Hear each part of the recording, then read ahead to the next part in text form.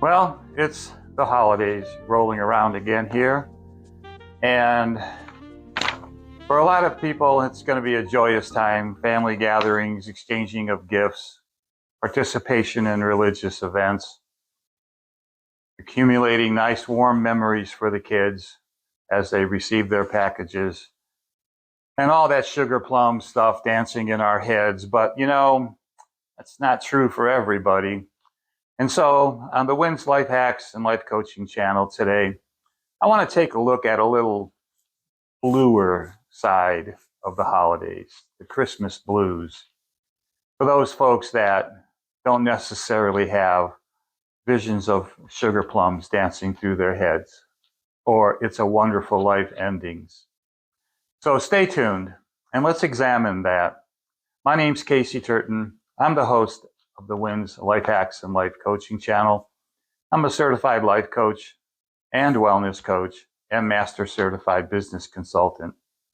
First, let's take a look at how big is this problem, holiday depression.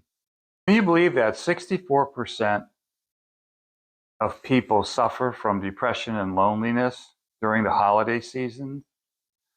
That is according to a survey from the National Alliance on Mental Illness. Here's another look at that. There's research that shows that up to 51% of people during the holidays who experience emotional depression or feelings of loneliness seek out professional help. And I bring that up because that's what I want to stress here during this. As a life coach, I can help people work on their lives getting from point A to point B, and also seek out the obstructions to their success. And if loneliness and depression is part of your journey during the holidays, please seek out professional help from a therapist, psychiatrist, family doctor, family members, but please talk about it. This subject is particularly dear to me because more than 2 decades ago, I had the unfortunate incident where my life was impacted by some negative changes. And, holidays are really one of the most favorite times of my life. And I have such warm childhood memories about them coming from a large family. But due to circumstances, I found myself divorced, living in a small apartment, no holiday traditions, no holiday tree, kids with busy schedules, and the feeling of aloneness and the feeling of having trouble adjusting to the new reality really was challenging for me. Fortunately, time has passed and I'm in a better spot, but there's a lot of us that are not in a better spot. So what can we do? Stay tuned. The first step is a simple step. It's basically staying connected. We can't keep all those feelings of frustration, loneliness, depression, fear of financial debt by spending wildly during the holidays in ourselves. We need to reach out to somebody, and that somebody could be a friend, could be a family member. Like I said earlier in this presentation, even a professional will do it. See, if we keep things bottled up, we can't solve anything. The pressure mounts and that stress begins to take an effect on us. And next thing you know, we're in the middle of a really deep, dark depression. Something else you can consider is making new traditions. All right, so the family Christmas tree is gone, and I realize that everybody that's watching this video doesn't necessarily celebrate Christmas, but there is an eventful time in your particular belief system where you do celebrate however you define that relationship with a spiritual power. And so when we lose our bearings and we feel alone, we need to take small steps to make new traditions.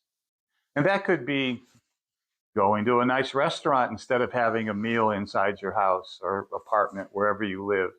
It could be purchasing your own gifts and decorating your own apartment or home with those ornaments that you may have left behind.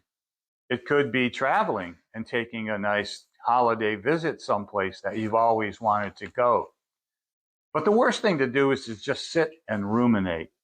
And perhaps the drinking and the drug taking accelerates during that time. And that's all negative behavior and that's all negative thinking. You can start new traditions by taking one small step at a time, even if it means don't buy a 25-pound turkey like you're used to doing. Make a pizza. Have salmon on the grill. Start a new tradition. You might find that it's fun. A couple more pointers for you. First of all, try to stay off of social media. I mean, there's just no reward when you're feeling lonely and you get in the middle of social media and you feel like you're seeing all this wonderful happiness and joy and gift opening and puppies and babies and all that good stuff, and you're sitting alone. Turn that off. Just click, turn it off. Let it go. Instead, replace it with some good physical activity.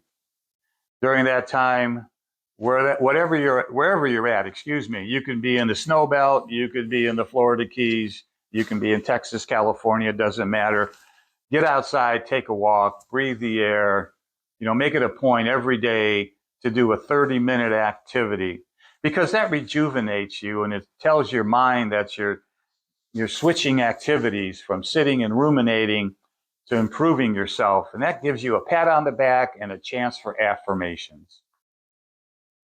Some people resist this, but I bring this up in a lot of my videos because it's so simple to do. And it's just called journaling. And it's basically taking a notepad and a piece of paper and saying, today I had a bad day. Today I sat and thought about my kids and how far away they are, or my health, which isn't doing well. And I need to write down in my journal and tell myself 5 great things I feel about myself. 5 things that I want to do to create positive feelings for myself. And journaling through the holiday season helps you go back to your journal and you take a look at what you what you wrote a few days before or even a month before. And you can tell whether or not you're changing or growing or dealing with your issues. There's something about the neurological benefit of not typing with a computer, but writing with a pen and pencil. The connection between that and your brain has some magic, and you're going to need to talk to a neurologist about it. But I simply believe that it causes us to pause for a minute, relax, reflect, and capture our thoughts. I believe strongly in journaling. I do it for my business. I do it for myself. I've been doing it since I was a young man, and it's often on. Sometimes, to be honest, I'll stop and get off the journal wagon. But somehow I always find a way to get back to journaling because it is such a valuable tool. All right, let's wrap this up. And lastly, remember, it's okay to feel lonely and depressed during the holidays. It's natural. We're all not machines or robots. Well, not yet anyway, huh? But recognize your feelings and deal with them. Set a plan in place to create new traditions. Take care of yourself physically and emotionally. Eat new food, go new places.